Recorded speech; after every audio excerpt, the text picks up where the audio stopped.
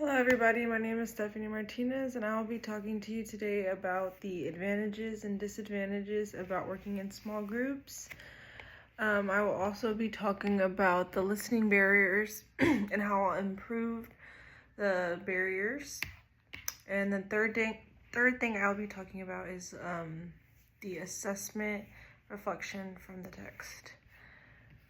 So first, one advantage that I have of working in small groups is that everyone can bring different strengths and ideas, and an example I have is in childcare that I work.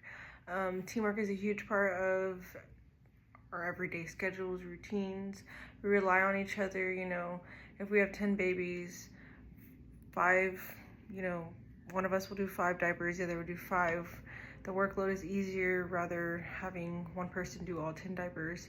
That will be very tiring and no one wants to do 10 diapers, especially when it's after lunch and everyone has pooped. That's not fun, and it's just not fair, really.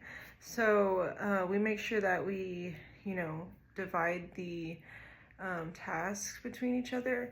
And that leads to the second point of the disadvantage. So if a team member is not following or not putting in as much work, it can end up making it more stressful for the other ones and making the other people carry more of the load. So I would say that's a disadvantage of group work. So, the practical advice that I would offer is to set clear roles for people in childcare. To have handling transitions, diaper checks, parent communication, prepping activities. When people understand their responsibilities, the group can work together better. So in life, whatever that is, whatever that might be, whatever work you might be, it all goes the same with groups. Number 2 is the listening barriers. The first listening barrier I identified is prejudging the speaker.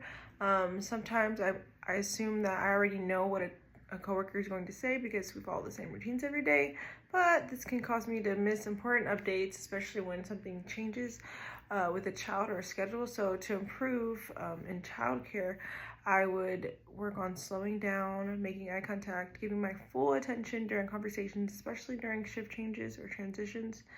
And the second barrier would be distractions.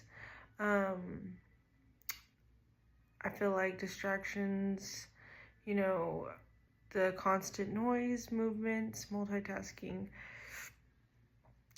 It's easy to try to listen while also watching the classroom or thinking about the next task. So to minimize this, I would plan to repeat back key information so that I heard correctly.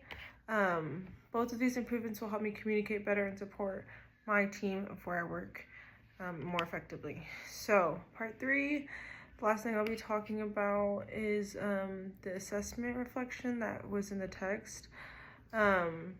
So my results show that I sometimes get distracted easily, and I have ADHD, so that's very understandable. And I sometimes think ahead instead of listening to the whole message, so that can cause problems. So I think that this assessment helped me realize to be more intentional about focusing on the speaker and listening to understand, not just listening to respond. Being more present in conversations will help me be a stronger teammate and more effective caregiver. Overall, learning about small group communication and listening skills has helped me to improve and reflect on my communication, whether that's in childcare or in school. Thank you for listening to my speech.